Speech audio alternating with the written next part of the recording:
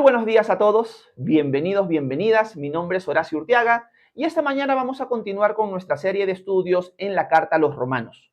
Ya nos encontramos en el capítulo 2, hoy día vamos a intentar avanzar hasta el versículo 16 y vamos a ver qué es lo que el Señor tiene para nosotros. Les pido por adelantado las disculpas del caso, porque sé que cada vez que entramos al texto de Romanos, hago quizás una introducción un poco larga del contexto de esta carta.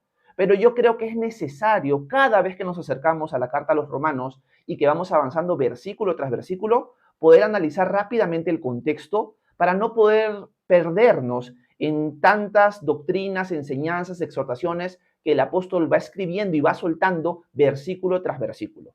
Así que, excúsenme por favor y vamos a entrar en el contexto. Una de las cosas que tenemos que entender esta mañana es que Pablo le escribe esta carta a la iglesia que está en Roma. Una iglesia que Pablo no conoce y que Pablo quiere entablar amistad con ella, ya que el llamado que Pablo tiene es un llamado apostólico a las iglesias gentiles. La iglesia en Roma es una iglesia gentil, una iglesia no judía. Por lo tanto, el propósito de la carta de Pablo hacia esta iglesia es doble. Por un lado, quiere predicar su evangelio, el mensaje, las buenas nuevas de salvación que él está anunciando por el mundo gentil de una manera muy profunda. Que los cristianos en Roma entiendan el evangelio de una manera mucho más rica de la que ya ellos le entienden. También quiere entablar amistad con la iglesia en Roma porque quiere que Roma sea su base misionera para su apostolado en España. Pablo quiere seguir predicando el evangelio en España. Así que lo que hemos visto hasta ahora ha sido un saludo de Pablo, ha sido una sección de agradecimiento y luego ya Pablo suelta el mensaje central de la carta, la tesis, el resumen, el eslogan de lo que él va a ir explicando. Y Pablo lo expresa así: porque no me avergüenzo del evangelio, porque es poder de Dios para salvación para todo aquel que cree, del judío primeramente y luego del gentil. Porque en el evangelio se revela la justicia de Dios, que es por medio de fe y para fe. Como está escrito, el justo por la fe vivirá. O sea, lo que Pablo va a soltar es su evangelio y va a tratar de profundizarlo de la mejor manera posible, guiado por el Espíritu Santo. Y lo que Pablo comienza a hacer a partir de soltar el eslogan es encerrar todo bajo pecado. Es mostrarle a todo mundo, incluidos nosotros, de que sin Cristo estamos perdidos. ¿Cómo lo hace? Al final del capítulo 1 muestra los pecados que eran comúnmente conocidos en el mundo gentil: la idolatría, la inmoralidad sexual y diversa cantidad de pecados.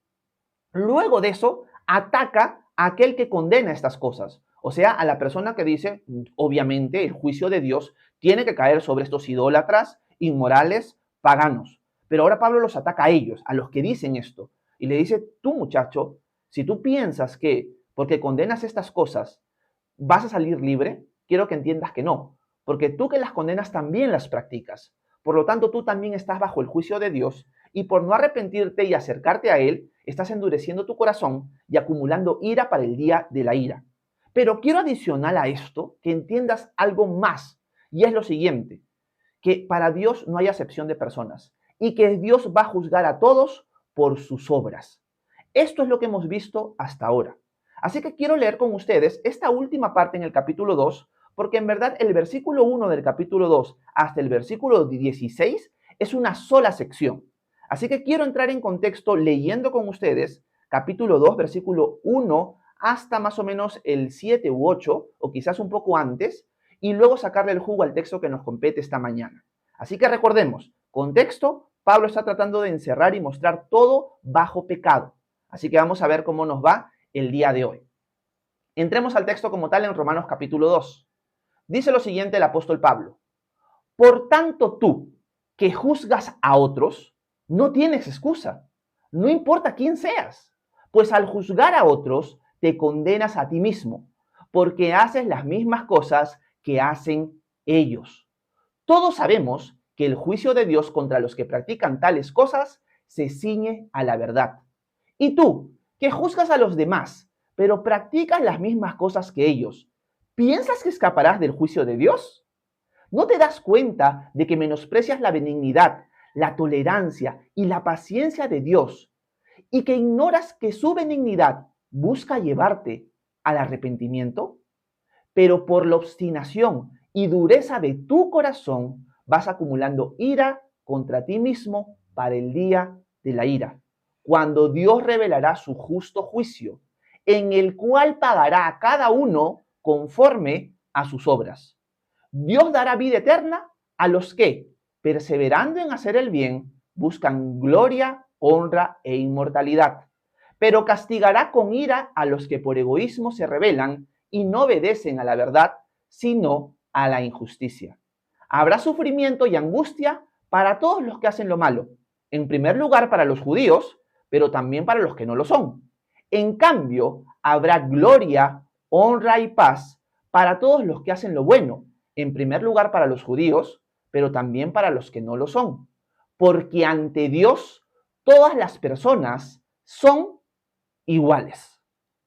Esto es lo que hemos estudiado hasta el día de ayer.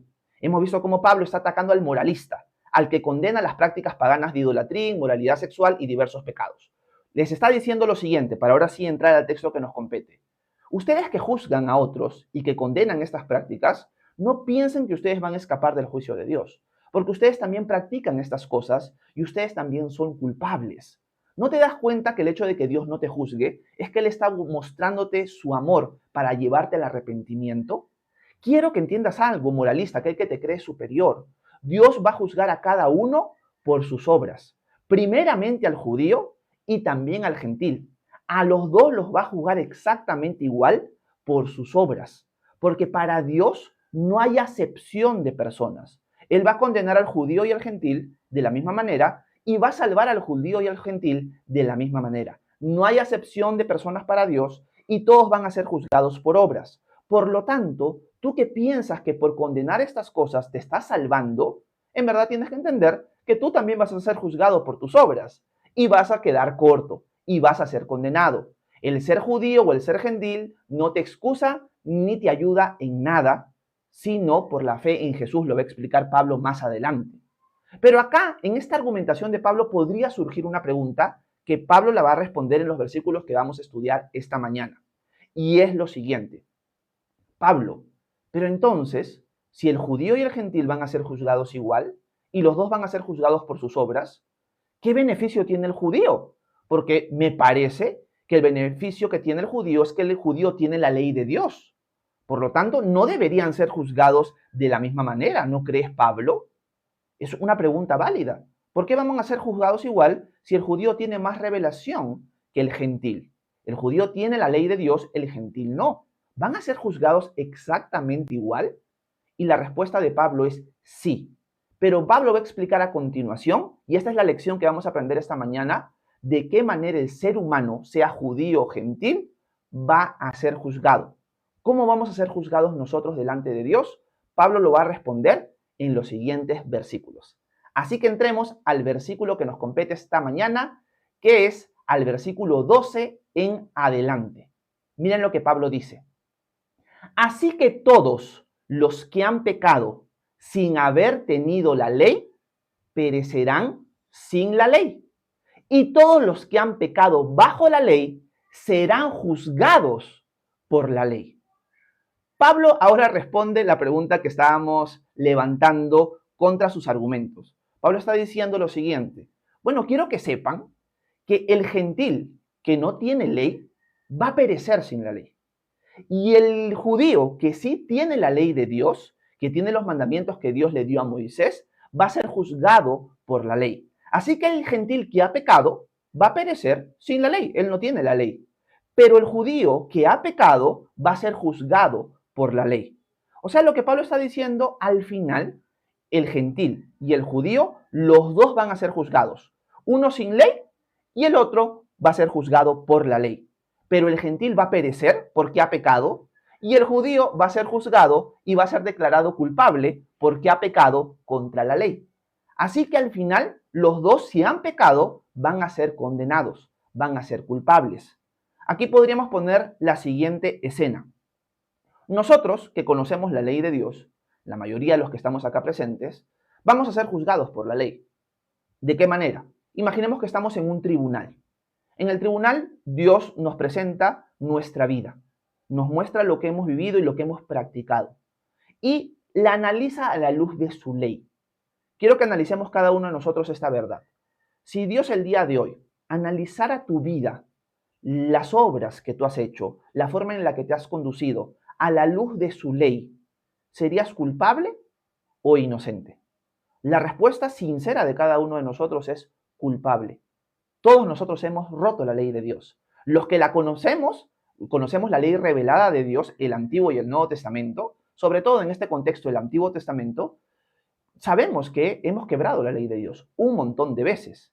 Pero Pablo ahora va a argumentar que el gentil también, aunque no tiene ley, también va a ser juzgado de la misma manera y que también no tiene excusa porque también ha quebrado una ley que Pablo va a tratar de expresar en los siguientes versículos.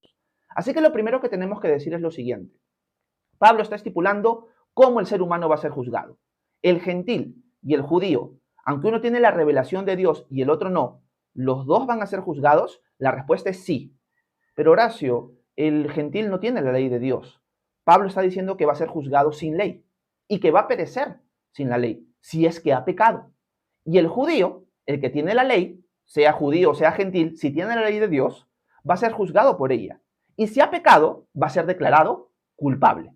Lección para nosotros esta mañana para comenzar esta exhortación de Pablo es, si estuviéramos todos delante de Dios y fuéramos juzgados por su ley, ninguno de nosotros podría salir ileso de ese juicio, porque todos somos culpables. Así que los que hemos tenido la revelación de Dios, vamos a ser juzgados a la luz de esa revelación. Y los que no, no vamos a ser juzgados por esa revelación, pero de todas maneras vamos a ser juzgados. Y si hemos pecado, vamos a perecer de todas maneras, porque Dios es justo y castiga el pecado. Ahora, Pablo va a proponer algo interesante en el siguiente versículo.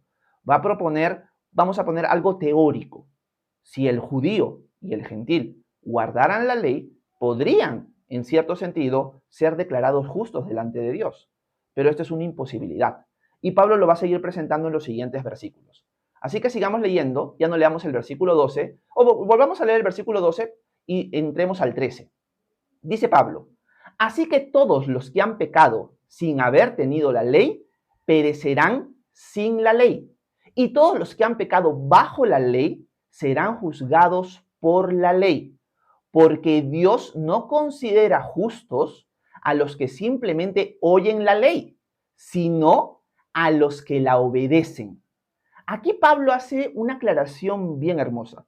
Pablo está diciendo, ojo, quiero que entiendan algo. Dios no declara justo al oidor de la ley, al que tiene la ley. Si ustedes pensaban que por conocer la palabra de Dios, ustedes ya se iban a escapar del juicio de Dios y que iban a ser declarados justos por el conocimiento que tienen de la ley, quiero que entiendan que Dios no declara justo al oidor de la ley, sino al que realmente la cumple.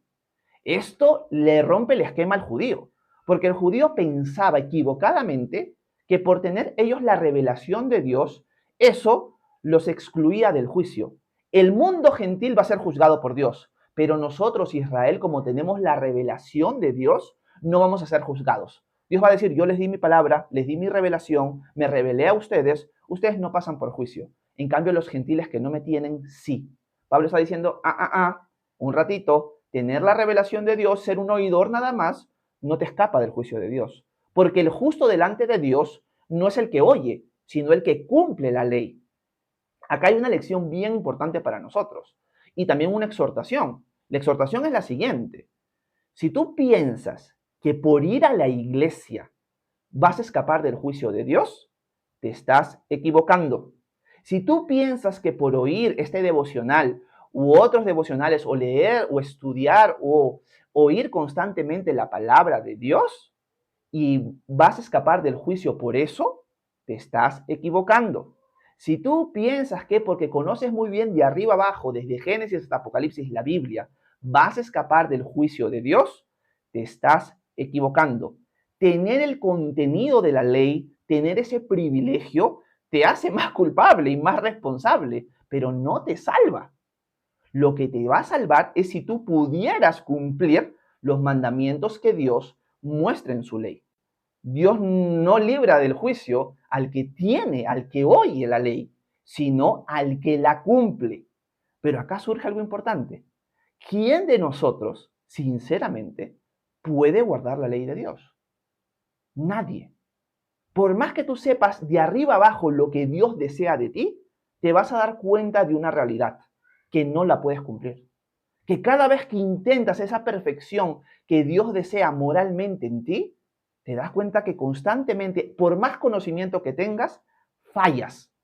Así que Dios va a declarar justo aquel que cumple la ley. Pero malas noticias, nadie puede cumplir la ley. La ley es como un tutor que nos tiene que llevar al Salvador. La ley es una línea recta que nos muestra lo torcido que estamos. Por lo tanto, Dios sí, en teoría, podría declarar justo a alguien que firmemente busca amar a Dios y obedecerlo. Pero adivinen qué, por más que tú amas a Dios con todo tu corazón, te vas a dar cuenta de una realidad. No puedes obedecer sus mandamientos. Siempre vas a fallar, siempre lo vas a traicionar de alguna u otra manera. Esa es una realidad que Pablo quiere expresar aquí. Por lo tanto, Pablo nos exhorta a entender que asistir a una iglesia no te salva. Leer y conocer la Biblia de arriba abajo no te salva, porque siempre vas a fallar. Y de todas maneras, ese conocimiento no te va a escapar del juicio de Dios. Y si tú vas a estar delante del juicio de Dios, como dijo en el versículo anterior, vas a ser condenado si has pecado. Pregunta, ¿has pecado o no has pecado? Si has pecado, vas a ser juzgado por la ley, por el conocimiento que tienes de Dios. Y la pregunta es, ¿saldrías como inocente o como culpable? La respuesta, si somos sinceros y aceptamos nuestra culpa, es que todos nosotros vamos a ser culpables, porque ninguno de nosotros ha podido guardar la ley de Dios a la perfección. Siempre le hemos roto y siempre la romperemos hasta que el Señor venga y nos restaure, aunque eso ya es una enseñanza posterior. El punto de Pablo es encerrar todo bajo pecado en este texto. Así que lo que vamos viendo hasta ahora es, gentil y judío, sin ley y con ley, si han pecado, van a ser juzgados. Uno perecerá sin la ley y otro va a ser juzgado por la ley. Y ojo, aclara Pablo, el que tiene la ley no piense que por ser oidor ya se escapa del juicio. Eso es mentira.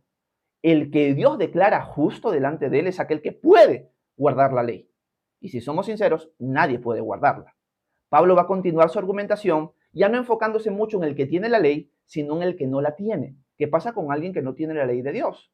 Alguien que no conoce los mandamientos de Dios como el judío, pero Pablo ha dicho anteriormente que va a perecer por haber pecado. ¿Por qué? Pablo va a explicar el por qué a continuación. Versículo 14. Miren lo que dice el texto. Porque cuando los paganos, los gentiles, que no tienen ley, hacen por naturaleza lo que la ley demanda, son ley para sí mismos, aunque no tengan ley. Y de esa manera demuestran que llevan la ley escrita en su corazón, pues su propia conciencia da testimonio y sus propios razonamientos los acusarán o defenderán en el día en que Dios juzgará por medio de Jesucristo los secretos de los hombres conforme a mi evangelio. Aquí Pablo ahora habla del gentil y dice, ojo, esto que estoy hablando del judío que tiene que guardar la ley y no fallar, tiene que cumplirla para ser justo delante de Dios, también se cumple para el gentil. Porque alguien podría decir, Horacio, pero yo tengo que guardar la ley, yo conozco la ley de Dios, y como no puedo, Dios me condena. ¿Pero y qué con el gentil? El gentil no tiene ley que guardar. ¿Qué pasa con él? Pablo responde, porque el gentil, aunque no tiene la ley revelada de Dios externa, demuestra con sus acciones que sí tiene una ley interna que Dios ha puesto en él. Y su conciencia lo defiende y lo acusa con respecto a las cosas de la ley de Dios. O sea, la obra de la ley de Dios, el corazón de la ley de Dios, está escrita en cada uno de nosotros. Tengamos la revelación externa de Dios, su escritura, o no. El ser humano por naturaleza sabe que mentir está mal, sabe que asesinar está mal, sabe que los pecados en general están mal y sabe y su conciencia lo acusa o lo defiende cuando falla o cuando hace las cosas bien. La persona que no tiene la ley de Dios, que no conoce nada acerca de Dios, sabe de que amar al prójimo está bien, que ayudar al necesitado está bien. Y sabe que cuando le miente, cuando lo traiciona, está mal y que está fallando. Por lo tanto, Pablo dice, estos hombres que no tienen la ley de Dios, también esta ley que Dios ha puesto en su corazón, intrínseca en él, lo va a condenar o lo va a defender en el día final, en el día en que Jesucristo escudriñará los corazones y los pensamientos de cada uno de nosotros. O sea, en el día final, cuando el Señor muestre todo lo que hay en nosotros, la conciencia de estas personas va a decir, sí, soy culpable o sí, soy inocente. Pregunta, una persona que no tiene nada de la ley de Dios, en su conciencia, ¿podría decir, yo nunca he fallado?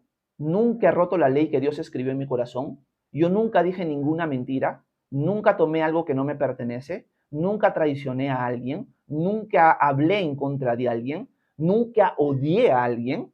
La respuesta es no. Aún la ley que Dios ha puesto en el corazón de los gentiles, bueno, en verdad de todos, solo que ellos no tienen la revelación externa, los va a condenar en el día final. En el día que Pablo dice, según mi evangelio, Dios a través de Jesucristo revelará los corazones, los pensamientos de todos los hombres. Por lo tanto, Pablo termina esta argumentación diciendo lo siguiente, el gentil como el judío, los dos van a ser juzgados por sus obras. Horacio, pero el judío tiene la ley y el gentil no. Así es.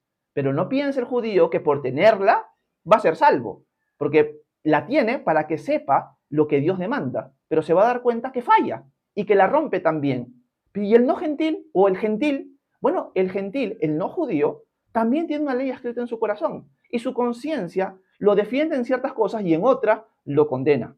Por lo tanto, los dos, cuando estén delante del Señor en el día final y que Jesucristo revele lo que hay en sus corazones y en sus mentes, los dos van a quedar cortos, los dos van a estar condenados. Y esto es lo que Pablo expresa en este pasaje. Ahora, ¿qué podríamos agregar adicional a lo que Pablo está expresando en este texto? ¿Qué podríamos aplicar nosotros? Yo creo que varias cosas. Vamos a ponerlas en orden. Lo primero es lo siguiente. Pablo nos está enseñando que va a haber un día final. En este día final, el Señor va a juzgar a la humanidad por sus obras. A la persona que tiene la ley de Dios y conoce la ley de Dios, la va a juzgar por esa ley. Y obviamente, ya sabemos cuál es el veredicto, culpable. Al que no lo tiene la ley de Dios, Dios lo va a juzgar por la ley que él ha puesto en su corazón, dentro de él. Y obviamente sabemos el veredicto, culpable. Por lo tanto, al final, el ser humano va a ser juzgado delante de Dios de acuerdo a la revelación que tienen de Dios. Pero en los dos casos, la revelación que tienen de Dios los va a llevar a darse cuenta, soy culpable. Yo no he podido obedecer la ley de mi conciencia. 2, no he podido obedecer la ley que Dios me reveló a mí. Por lo tanto, judíos y gentiles, todos caemos bajo condenación. Aquellos que tenemos la ley de Dios y sabemos lo que a Dios le agrada, y aquellos que no lo saben y que no conocen al Dios verdadero. Los dos sabemos de que somos culpables. Así que acá, nuevamente, Pablo está encerrando todo bajo pecado, pero está explicando de qué manera el Señor nos va a juzgar. Ahora, aquí viene la parte en la cual yo me adelanto y cuento la buena noticia. Si yo me doy cuenta, si soy sincero y me doy cuenta que el día de hoy, si estuviera delante del trono de Dios, del juicio de Dios, y Dios me juzgara por mis obras, y soy culpable, y si entiendo que Dios va a declarar justo a aquel que guarda toda su ley a la perfección, me doy cuenta que yo no puedo, pero me entero de una buena noticia. Acá viene la buena noticia, el evangelio que Pablo va a empezar a explicar al final del capítulo 3. Y es la siguiente, que Dios, por amor a nosotros, se hizo hombre. Para él, sí, en efecto, perfectamente, guardar su ley sin ninguna falla, sin ninguna mancha. Jesús de Nazaret, Dios hecho hombre, por amor a nosotros, viene a guardar la ley de Dios a la perfección. Y nos dice lo siguiente, que si nosotros venimos a sus pies, que si nosotros lo reconocemos como lo que Él es, el Rey y el Salvador, la perfección de Él, de haber guardado la ley completamente sin mancha, nos la va a atribuir a nuestra cuenta. Por lo tanto, el día que yo esté delante del Padre, el día que yo esté delante del Hijo en el juicio final, cuando se me presente delante del Padre, delante del Hijo, y se me examine a la luz de si guardé la ley de Dios a la perfección o no, Jesús va a decir lo siguiente, yo pagué por él. Yo guardé la ley a la perfección por Horacio, porque él puso su confianza en mí. Yo lo hice por toda la humanidad, pero la humanidad tiene que responder. Horacio respondió. Mi perfección se le ha atribuido a su cuenta, diría Jesús, porque Él confió en mí, porque Él me reconoció como el rey. Por lo tanto, la buena noticia es esto. No necesitamos nosotros intentar en nuestras fuerzas inútilmente guardar la ley de Dios a la perfección, porque no podemos. Pero nos enteramos ahora de que alguien lo hizo por nosotros. Ese es nuestro Dios. Dios se hace hombre para Él guardar perfectamente la ley en nuestro lugar y declararnos ahora justos por la fe en Él. Ahora que Él nos ha declarado justos y hemos creído en Él, ahora vamos a buscar obedecer al Señor. Y es más, Él nos va a dar la capacidad por su Espíritu de poder vivir justamente. Pero si no hemos venido a Él, estamos condenados. Así que lo que Pablo está haciendo es llevar todo el carril del texto a darnos cuenta, todos necesitamos a Cristo. Solamente que yo me estoy adelantando un poco para contarles lo que Pablo va a contar más adelante. Cristo es la solución. Él es nuestro Salvador y en Él tenemos que depositar nuestra confianza, nuestra lealtad y nuestra obediencia. Así que la decisión depende de cada uno de nosotros. Dios ya hizo todo el trabajo. Lo que nos falta a nosotros muchas veces es reconocer que somos culpables y que necesitamos un rescate. Yo lo reconocí y yo decidí seguir a Jesús y ahora ya puedo decir, he sido rescatado, ya no voy a ser juzgado por mis obras, sino por las obras de Cristo. Él me ha declarado justo porque Él fue el justo. Por lo tanto, yo voy a poder pasar la eternidad con Él en su reino. Y es mi petición para cada uno de ustedes exactamente lo mismo. Así que espero que este tiempo haya sido de edificación para ustedes, que haya podido explicar con claridad el texto para ustedes y se haya podido dejar claro el punto de Pablo. Les adelanto que todavía tenemos un poco más que ver a Pablo encerrar todo bajo pecado, como ya les he dicho, hasta el versículo 20 del capítulo 3 vamos a estar con eso, pero espero que dentro de todo haya sido edificante para ustedes y hayan podido conocer un poco más de la palabra de Dios. Dicho esto, gracias por haberme acompañado esta mañana. Si tienen alguna pregunta, alguna duda, algún comentario, por favor háganmelo saber, que con gusto voy a intentar responder sus preguntas a continuación. Muchas gracias por su atención. Que Dios los bendiga a cada uno de ustedes. Bueno, gracias a todos los que me han acompañado esta mañana. Espero que haya sido edificante este tiempo para ustedes. Ahora vamos a pasar un tiempo de preguntas y respuestas. Si tienen dudas sobre Dios, el cristianismo, la Biblia, déjenme en la sección de comentarios para intentar responder sus inquietudes. Solamente que denme menos de 20 segundos para detener la grabación de la cámara y luego conversar con ustedes y saludarlos. Déjenme ver, perfecto. Ok, ya estamos bien. Y bueno, voy a subir en los comentarios. Ya saben que una de las formas en las cuales me pueden apoyar un montón es dándole tap a la pantalla varias veces, porque así permiten que el algoritmo de TikTok alcance a más personas. Así que si me pueden ayudar de esa manera, se los agradecería un montón. Dicho esto, voy a probar algo nuevo, porque generalmente el chat siempre se me baja, ¿ok? Entonces, creo que hay una opción para poner el chat. A ver, déjenme ver. Ok. Déjenme ver por aquí si puedo hacer esto. A ver. Creo que sí lo puedo mover. Ok, vamos a ver si así no se me baja el chat, ¿ok? Déjenme ver aquí. Ok, voy a subir y voy a leer sus comentarios. Estoy probando una nueva forma de ver el chat y que quizás no se me baje cada vez que de tanto en tanto se comenta. Ok, quiero saludar a Becky. ¿Cómo estás, Becky? Un abrazo hasta México. Buenos días. A Estrellita también, buenos días hasta Lima. Un abrazo. David Villa pregunta, ¿por qué los judíos es el punto central? El Dios creador no creo escoja a un pueblito. Gracias, David. Lo que sucede es que la nación de Israel tiene un rol principal dentro de la revelación de Dios. Ellos fueron los escogidos por Dios para revelarlo al mundo. Dios escogió a la nación de Israel no para ser superior al resto, sino para servir al resto. Así que la nación de Israel en el plan de Dios tiene un rol importante que viene desde Abraham todavía, desde Génesis capítulo 12.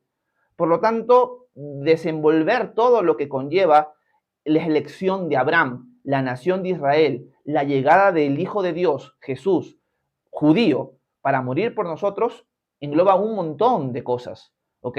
Pero el punto central es que Dios ha escogido a la nación de Israel para ser servidora de los demás a través de la revelación que Dios le dio, no para ser superior. Por lo tanto, sí es un pueblito que Dios escogió como un pueblo insignificante, lo diría en Deuteronomio, para servir a los demás. Lamentablemente la nación de Israel se envaneció en esto y en lugar de ser un servidor del mundo, terminó creyéndose superior al mundo. Y esa fue su caída y su desgracia. Gracias, David, por tu comentario, por tu pregunta. Quiero darles las gracias a Verónica, a Laura, a Rocío, a Vero nuevamente, a Harold y a Arizaga por los regalitos que me han enviado en el transcurso del devocional. Muchas gracias por su ayuda. Bueno, ya me voy dando cuenta que por más que muevo el chat de distinta manera, no pasa pasa lo mismo, que se me bajan todos los comentarios y tengo que volver a subir para poder leer sus preguntas.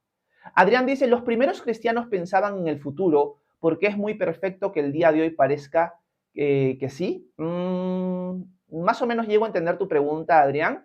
Bueno, lo que sucede, Adrián, es que a la luz de Génesis capítulo 3, nosotros perdemos como humanidad el Edén.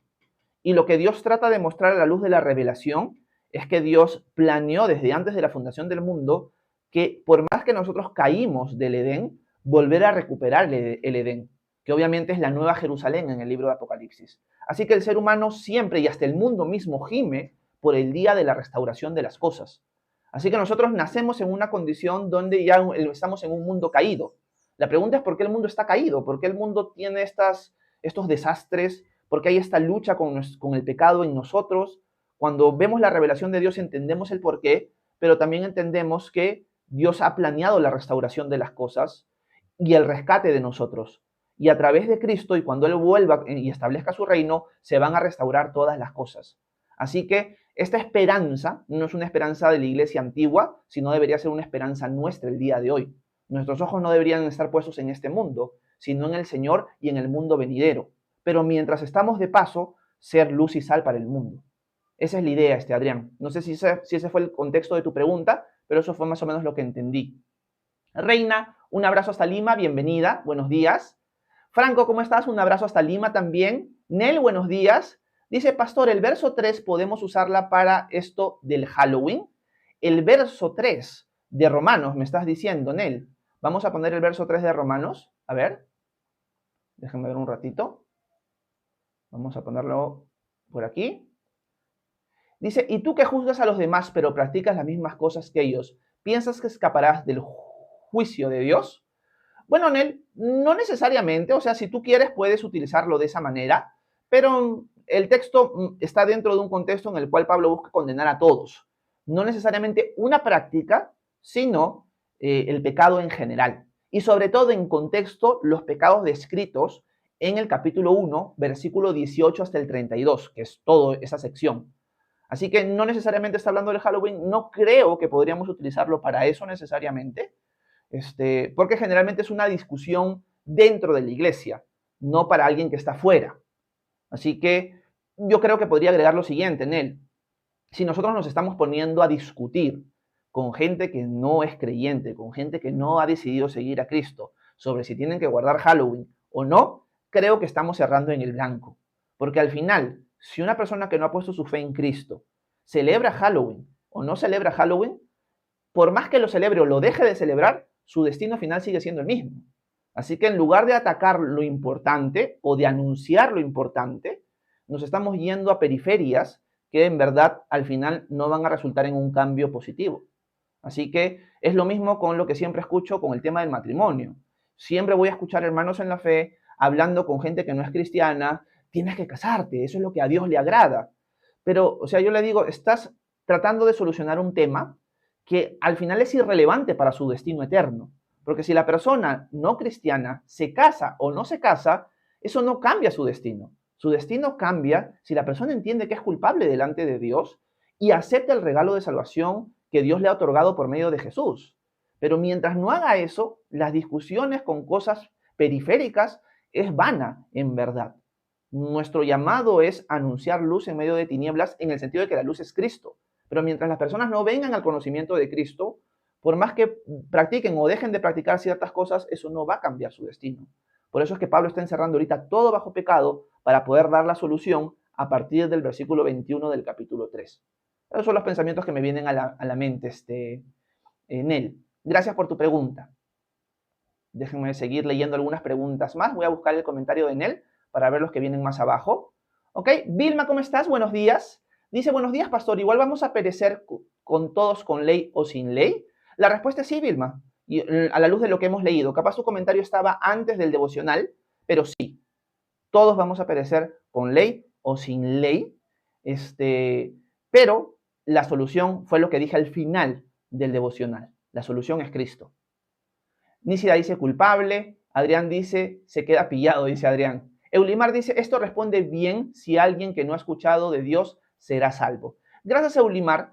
Esta pregunta surge mucho dentro de distintos contextos. Lo que puedo decir es lo siguiente, que a la luz de la revelación de Dios, sobre todo en el Nuevo Testamento, vemos que cuando hay alguien que quizás no conoce a Dios perfectamente, pero sabe que Dios existe, porque la creación misma apunta a Él y muchas cosas más, y se inclina hacia buscarlo a tientas, Dios se le va a revelar.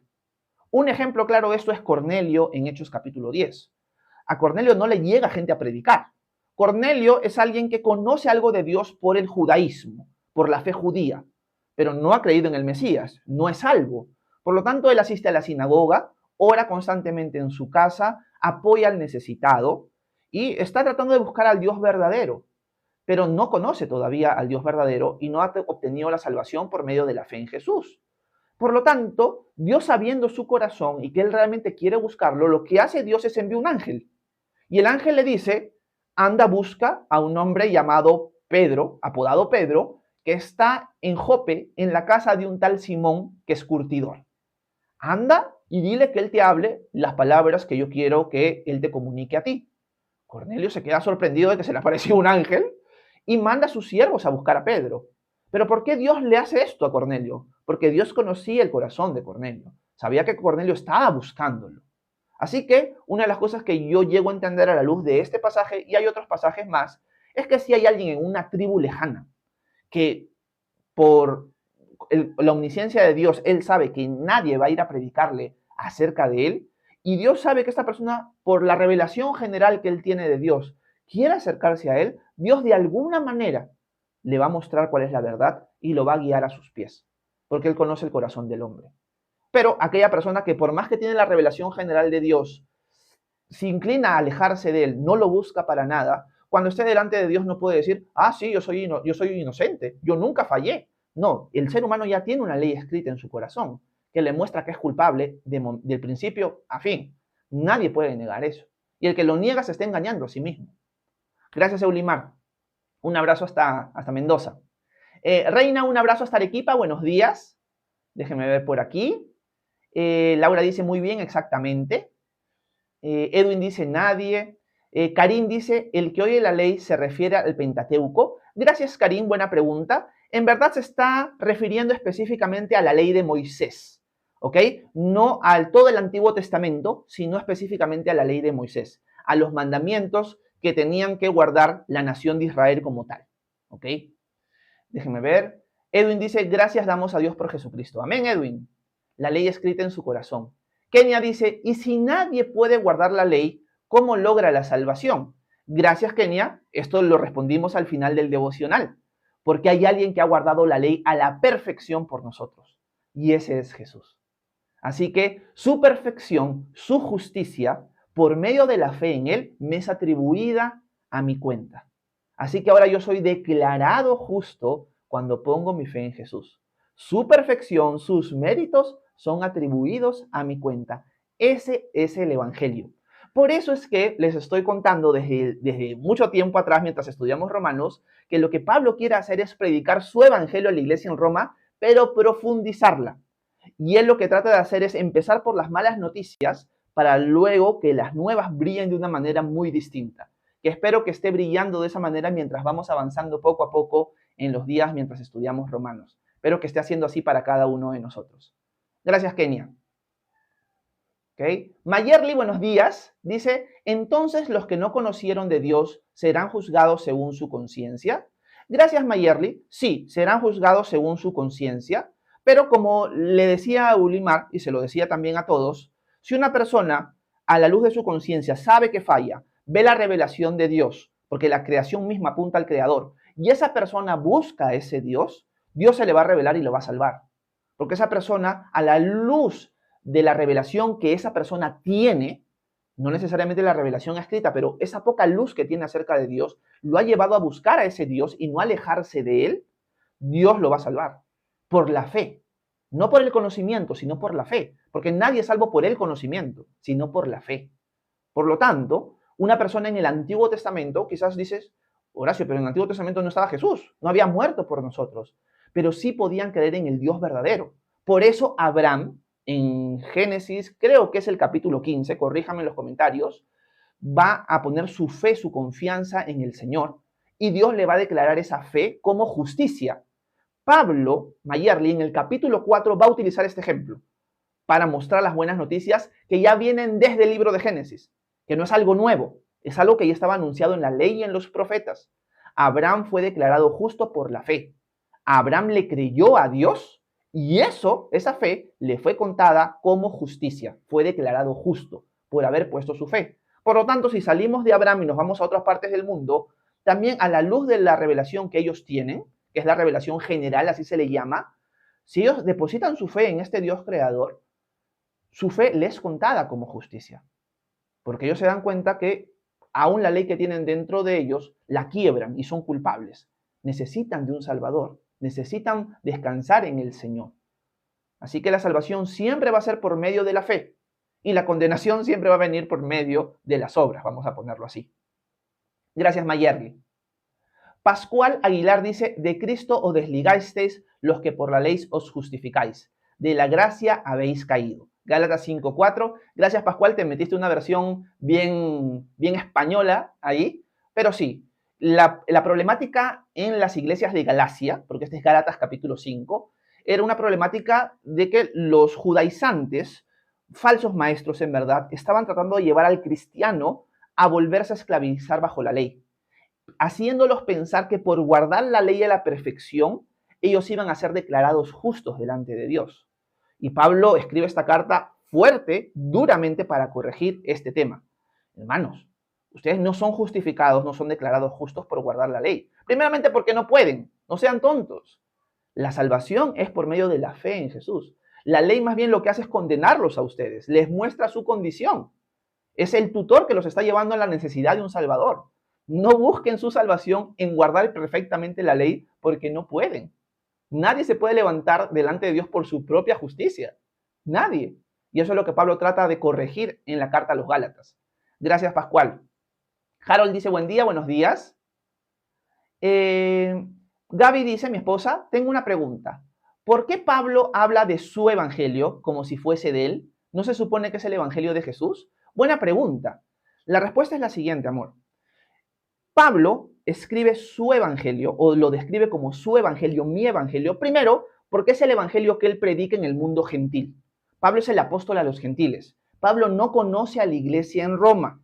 Por lo tanto, la iglesia en Roma quizás no conoce mucho el mensaje de salvación que Pablo está predicando. Por eso él lo llama mi evangelio. Es el mensaje de salvación que yo predico en las iglesias gentiles. Ustedes son parte de esta iglesia gentil. Yo no he podido ir a visitarlos. He querido, pero han surgido algunos obstáculos buenos, pero no he podido. Pero quiero que conozcan cuál es mi evangelio. El evangelio que yo predico es esto que les estoy contando. Y una cosa bien interesante es que dentro del mensaje de salvación de Pablo, según lo que hemos leído en el versículo 16, el mensaje de salvación de Pablo incluye el juicio final. Generalmente, las personas piensan que el evangelio, el mensaje de salvación, es solamente la muerte y resurrección de Jesús por nuestros pecados. Pero el evangelio que predica Pablo también incluye el juicio final. O sea, es Jesús ha muerto por tus pecados, Jesús ha venido a ser aquel que te declara justo por medio de la fe en él, porque si no, tú en el día final, en el día del juicio, vas a ser juzgado por tus obras y todo lo que está dentro de ti, todo lo que has pensado, todo aquello que hay dentro de ti va a ser sacado a la luz y vas a ser declarado culpable. O sea, el mensaje de Pablo no era color de rosas. Tenía un mensaje negativo de culpabilidad, porque es el camino que nos lleva a entender la buena noticia, y tenía la buena noticia. Así que por un lado, al hacer tu pregunta, me haces recordar también de que el evangelio de Pablo, las buenas noticias de Pablo, que él las ve como suyas, porque es la que predica en el mundo gentil, y también algunos piensan que es como un sentido de honor, es mi evangelio, o sea, el Señor me lo ha dado a mí, yo lo atesoro como mío, y es el llamado que Dios me ha dado de anunciar su evangelio, también incluye el juicio final. No lo tenemos que dejar de lado eso es importante, solo que no lo pude decir en el devocional, se me fue de la mente. Gracias, espero, amor, que haya podido responder tu inquietud. Déjenme ver aquí otras preguntas. Juan Montoya dice, buenas tardes, bendiciones desde España. ¿Qué puedes decir sobre la exhortación? Gracias, Juan, un abrazo hasta España, buenas tardes. Bueno, la exhortación puede tener distintas connotaciones. Hay exhortación que es para llamar la atención, hay exhortación que es para animar. En verdad, el contexto nos va a mostrar hacia qué lado se inclina la exhortación. La exhortación puede ser ánimo, como también puede ser corrección. A la luz de lo que vemos en el Nuevo Testamento, quizás eso es lo que está en tu mente, Juan, cuando haces la pregunta. Vemos que Pablo va a exhortar a la iglesia en Galacias y los va a llamar Gálatas insensatos. No va a utilizar palabras muy suaves para ellos. Igual a los corintios, Pablo también va a utilizar palabras fuertes. A los filipenses, Pablo los va a animar, los va a exhortar, pero en un sentido muy distinto. Los va a animar a permanecer firmes. Entonces, quizás tu pregunta surge porque vemos hoy en el púlpito muchas veces personas que dan con palo a los demás. Y yo creo que eso ya es algo muy distinto. Una cosa es exhortar, corregir, siempre con amor, y otra cosa es golpear a la gente como si Dios estuviera molesto con ellos. Yo creo que ahí caeríamos en el mismo problema que cayó Moisés, que golpeó la roca con ira, y Jesús le dijo, o Dios le dijo, me estás representando mal, Moisés. Yo no estoy molesto con el pueblo. Ahora ya no vas a poder entrar en la tierra prometida por esto. Así que yo creo que eso ya es otro extremo. Pero no sé si eso estaba en el corazón de tu pregunta, Juan. Un abrazo, gracias por hacerla. Déjenme seguir leyendo algunas preguntas adicionales. Voy a buscar el comentario de Juan nuevamente para seguir bajando, ¿ok? Vamos a buscar el comentario de Juan. Ya está, lo encontré. Sigamos. Mike, buenos días hasta Lima, hermano. Dice, Pastor Horacio, recién me conecto. ¿Qué capítulo y qué versículo de la carta a los romanos está enseñando? Capítulo 2, mi querido Mike. Capítulo 2, y ya sabes que por la comunidad de WhatsApp mando los devocionales siempre. Edwin dice, amén, gloria a Dios. Judith, ¿cómo estás? Buenos días, bienvenida a este canal. Estrellita dice, qué hermosa noticia. Amén, Estrellita. Leanis Ochoa, ¿cómo estás? Buenos días. Qué hermoso nuestro Padre, qué hermoso Jesús. Amén. Reina también dice amén, Edwin también, Reina, Harold, Laura, Judith. Verónica dice amén, gloria a su nombre Cristo Jesús, amén. Laura dice muchas gracias, excelente devocional, Dios te bendiga. De nada, Laurita. Frank Herrera dice, gloria a Dios, qué belleza encontrar este hermano en línea. Mucha edificación en instrucción. Gracias, Frank, estoy para servirlos en lo que pueda. Edwin dice, gracias damos a Dios por Jesucristo. Yolita dice, traté de ingresar al grupo de WhatsApp, pero ya no acepta miembros. Me parece raro eso, Yolita. Te voy a escribir por privado ahora más tarde, quizás para que me des tu número y yo agregarte, ¿ok? Ana 14 dice, Dios le bendiga, hermano, gracias por la enseñanza. De nada, Ana, para servirte. Manantial dice, ¿el recasamiento es bíblico? Texto, gracias. Gracias, Manantial. Vamos a responder tu pregunta. La pregunta de Manantial surge ya desde el día de ayer, si no me equivoco, con respecto a lo que es el matrimonio, el divorcio y el nuevo matrimonio, el recasamiento. Vamos a tratar de explicar lo más rápido posible, pero consistentemente. A la luz de la Escritura, vemos que han habido momentos en la historia, sobre todo en el tiempo de Jesús, donde los judíos eran muy laxos para permitir el divorcio. ¿A qué me refiero con esto? De que ellos permitían divorciarse de su esposa por cualquier motivo. Generalmente era un contexto machista, patriarcal, por lo tanto no era la mujer la que se divorciaba, sino el hombre. Y los rabíes de la época trataban de interpretar un pasaje en Deuteronomio de la manera más tonta posible. ¿En qué sentido? Ellos te daban el permiso a ti de divorciarte de tu esposa si tu esposa te cocinaba mal. Si se le quemaba la comida, eso es un motivo para divorciarse.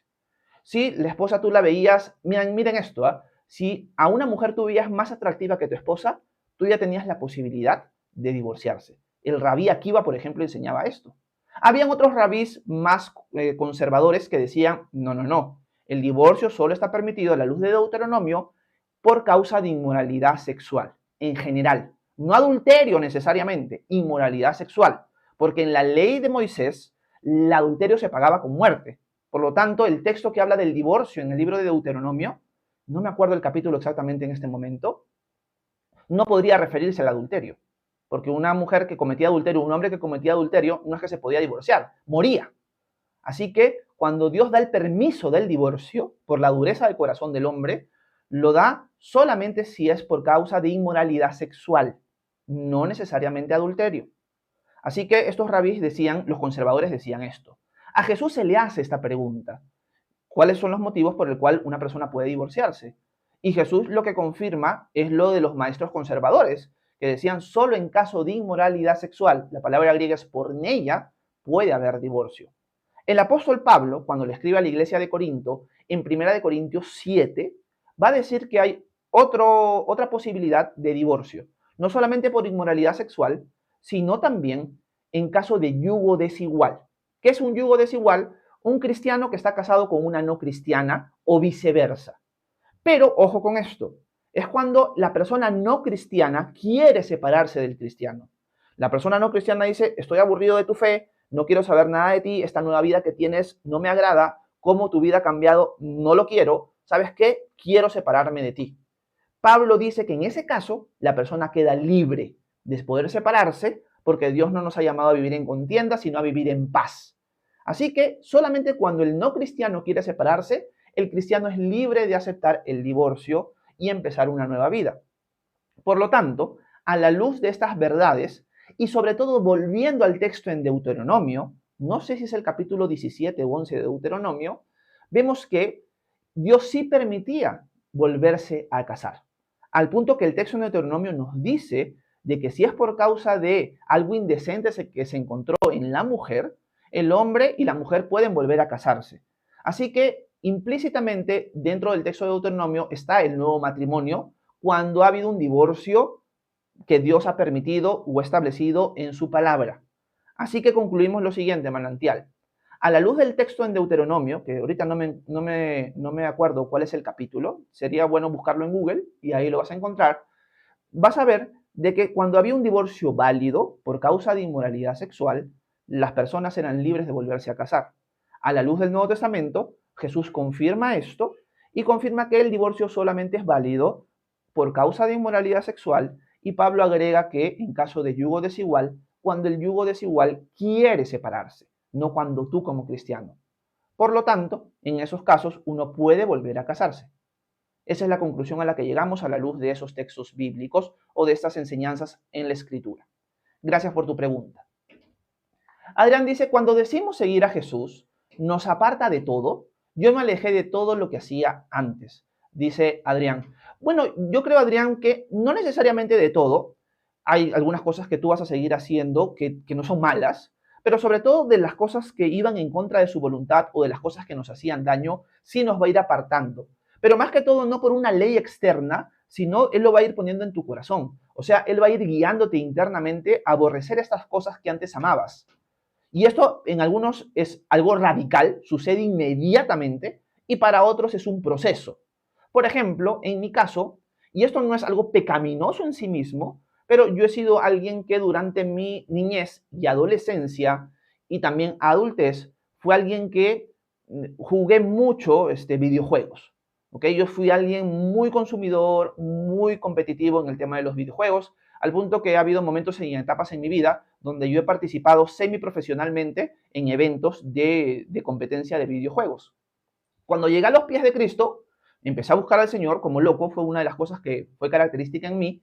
Me gustaba leer la Biblia, aunque no entendía prácticamente nada, y seguía jugando bastante. Pero en el transcurso de mi caminar con el Señor fue poniendo en mi corazón, fue guiándome a mí a decir, estoy perdiendo el tiempo haciendo esto. Debería utilizar mi tiempo mejor en quizás orar más, aprender más, que este fue el enfoque en mi caso, ¿no? Pero no fue algo radical inmediatamente, sino fue algo progresivo. Al punto que hoy yo prácticamente solamente tengo un juego en el celular, pero ya no compito y ya no me pongo a jugar horas de horas como antes. Trato de invertir mejor mi tiempo, pero no es algo que yo le podría condenar a alguien que sí lo hace, porque ha sido Dios que me ha ido guiando a mí personalmente a alejarme de este mundo y invertir mi tiempo en otra cosa. Por lo tanto, hay veces que Dios, Adrián, te va a alejar de algo radicalmente y hay veces que Dios lo va a hacer progresivamente. Hay cosas que quizás tú ahora practicas o haces que quizás en el futuro Dios te va a decir, Adrián, esto no es edificante, déjalo. Y que ahorita las estás practicando. Y quizás también, Adrián, va a pasar algo, que quizás Dios en algún momento, quizás correctamente pensándolo tú o incorrectamente te alejaste de ciertas personas, pero Dios te va a sacar de ahí por un tiempo para que madures y luego te va a volver a acercar a esas personas para que seas luz y sal para ellas. Por ejemplo, en mi caso pasó eso. Yo no sé si ha sido Dios el que me ha guiado a esto o fue un legalismo en mí, pero cuando yo conocí al Señor me alejé de todos mis amigos. Ya sabes que ya no voy a pasar tiempo con mis amigos, me metí en la iglesia mañana, tarde y noche y me encerré ahí. O sea, trabajaba a la iglesia, trabajaba a mi casa, trabajaba a la iglesia, trabajaba a mi casa. Así vivía yo. Pero con el pasar del tiempo fue como que Dios me dijo, Horacio, tú tienes amigos que no me conocen. No está mal que pases tiempo con ellos. Sé luz y sal. ¿Tú los amas? Sí, los amo. Pasa tiempo con ellos. De eso se manifiesta el amor. Pasa tiempo con ellos. Y lo que yo había dejado, mis amistades, las volví a recuperar después de tiempo. Y llegué con madurez, en verdad, y llegué con un enfoque distinto. Amarlos, pasar tiempo con ellos porque son mis amigos. No está mal pasar tiempo con tus amigos, pero ser luz y sal para ellos. Al punto que Dios me usó en la vida de uno en específico, que es uno de mis mejores amigos, para que él hoy en día, y él está en España, Adrián, es lo interesante, él hoy día conozca al Señor y lo esté sirviendo, asiste a una iglesia local, Dios lo usa, tiene ese deseo de evangelizar. Es alguien que conoció al Señor y Dios me usó en una parte de su vida para acercarlo a Él. Yo no sé si al principio de mi vida era lo que Dios quería, que yo me alejara de mis amistades. Puede ser que sí, puede ser que me volví un legalista en ese sentido. Pero Dios luego, cuando me dio madurez, me dijo, Horacio, esto no. Pasa tiempo con ellos e influéncialos para ti. Pasa tiempo con ellos, ámalos, son tus amigos. Pero sé luz y sal, que ellos no te influencien a ti, sino tú influencialos a ellos. Y eso fue lo que traté de hacer. Así que también hay cosas, Adrián, que creo que Dios te va a alejar al principio o en algún momento en tu vida para darte madurez y luego acercarte a esas personas o a esos eventos o a esas cosas para verlo y hacerlo de una manera distinta. Pero eso es un proceso. Lo importante, lo central es lo siguiente, Adrián. Tenemos que ser guiados por el Espíritu Santo. Tenemos que ser guiados por el Espíritu Santo. Es, Señor, diariamente, ¿qué es lo que quieres tú que yo haga? Guíame, por favor, evita que me equivoque. Si estoy tomando un camino equivocado, ciérrame la puerta. No importa si me tiene que doler, sácame de ahí, porque lo que yo quiero hacer es tu voluntad. Yo creo que eso es algo que todos nosotros deberíamos orar. Y yo constantemente lo oro. Señor, quizás estoy haciendo cosas que no te agradan, o quizás cosas en la carne, ¿no? Es como que es la rutina. Señor, ayúdame a hacer siempre lo que tú quieres. Señor, si en algún momento tú quieres que deje de hacer las cosas en TikTok, guíame a hacerlo. Si en un momento me estoy volviendo legalista o estoy haciéndolo por fama, saca eso de mi corazón, corta eso de raíz. Duela lo que duela, Señor. Yo creo que esa es la forma en la cual nosotros deberíamos conducirnos todos los días. No estoy diciendo que lo ore todos los días necesariamente, debería, pero lo intento hacer. Así que eso es lo que te podría decir, Adrián, con respecto a tu pregunta. Gracias por hacerla. Evelyn dice, pastor, yo tengo dudas del Salmo 82, por favor, ¿me ayuda? Gracias, Evelyn. El Salmo 82 es un salmo complicado. Yo no estoy capacitado ahorita, Evelyn, para poder sacarle el jugo al Salmo 82 explicando las distintas perspectivas. Pero te puedo decir rápidamente, Evelyn, que en el Salmo 82 hay aquellos que, sobre todo un estudioso que ya falleció, que se llama Michael Heiser. Michael Heiser fue un hombre que a la luz de Salmo 82 y otros pasajes como Deuteronomio 32, ha visto un concilio divino en el Antiguo Testamento. O sea, no es que Dios está solo. Dios tiene otros seres divinos, que no son Dios obviamente, son dioses con D minúscula, vamos a ponerlo así, que eran su concilio, donde Dios toma sus decisiones y ejecuta sus acciones. Perdón, denme un segundo, por favor.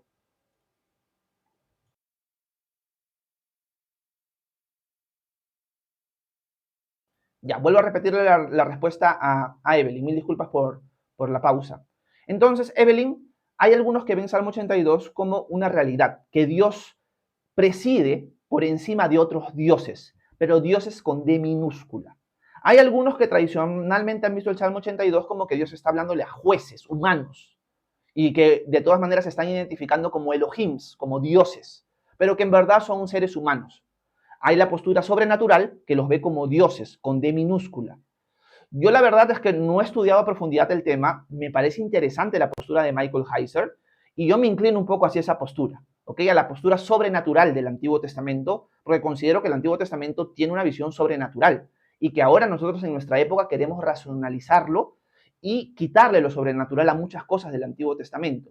Michael Heiser va a decir que si tú le hubieras preguntado a Moisés, ¿los dioses de Egipto son reales? Moisés te hubiera dicho, pero ¿de qué estás hablando? Obviamente que sí. Pero nosotros hoy en día vemos a los dioses, que son los dioses que las naciones adoran, como si fueran falsos, ¿no? Como si no existieran, como si simplemente fueran estatuas. Pero la realidad del mundo espiritual que nos presenta el Antiguo Testamento es que estos dioses son reales y que en algún momento en la historia se rebelaron contra Dios. La teoría de Michael Heiser Evelyn es que en el Salmo 82 se presenta que luego de la Torre de Babel, una de las cosas que sucede es que Dios designa a estos seres divinos para gobernar las naciones. Las divide en 70, ¿ok? Un número que algunos van a tomar literal, otro simbólico. La divide en 70, pero que estos seres que buscaban gobernar estas naciones y guiarlos al Dios verdadero se rebelan. Se rebelan y por eso Dios los va a juzgar. Y es por eso que nosotros vamos de Génesis a entender de que Adán y Eva creían en el Dios verdadero, a luego ver que adoran dioses falsos. Y tú dices, ¿en qué momento hubo esta ruptura? ¿Cómo la creación, el ser humano, que sabía que existía Dios, uno, ahora empieza a adorar otros dioses? ¿En qué momento hubo ese quiebre? Michael Heiser va a argumentar que el Salmo 82 es clave para entender lo que sucede en la Torre de Babel y posterior, y que es una revelación, y que hoy en día el mundo está gobernado por estos seres divinos que se rebelaron contra Dios. Pero que Jesús obtuvo la victoria. Por eso cuando Jesús resucita, en Mateo 28, va a decir lo siguiente: toda autoridad me ha sido dada en el cielo y en la tierra. Por lo tanto, vayan y hagan discípulos a todas las naciones. En buena cuenta, la autoridad que tenían estos dioses, yo ya la obtuve en lugar de ellos. O sea, yo he vencido. Les he quitado esa potestad. Ahora vayan y conquisten las naciones. Ahora vayan y quítenles esa autoridad a través de la predicación de mi evangelio a todo el mundo. Quítenle esa autoridad a todos estos dioses que han estado gobernando las naciones y guiándolas a la idolatría a ellos. Esa es la postura que Michael Heiser va a postear a la luz del Salmo 82, Deuteronomio 32 y otros pasajes más. Me parece muy interesante esa postura. No tengo un veredicto claro al respecto, pero me parece muy interesante y yo la tomo en cuenta. Así que eso es lo que te podría decir, mi querida Evelyn. No sé si en algo te ha podido ayudar con todo lo que he dicho, pero espero que sí. Así que, bueno, me tomé un montón de tiempo para responder la pregunta de Evelyn y dejé un montón de preguntas fuera de contestar. Pero espero que dentro de todo haya sido de edificación este tiempo para ustedes. Mil disculpas por no responder a sus preguntas, las que continuaban por falta de tiempo. Ya son las 10:10, así que voy a terminar el live. Saben que hago live de 9 a 10 nomás. Ya me pasé 10 minutos. Así que espero que este tiempo haya sido de bendición para ustedes. Gracias por haberme acompañado esta tarde. Nos vemos el día de mañana, Dios mediante, 9 a.m. hora Perú, para seguir estudiando Romanos. Vamos a entrar a una nueva sección. Va a atacar al judío, específicamente Pablo. Y si quieren formar parte de la comunidad de WhatsApp que tenemos, me escriben por privado acá a TikTok y yo con gusto les mando el link de invitación. Que tengan un excelente día. Que Dios los bendiga. Nos vemos. Bye, bye.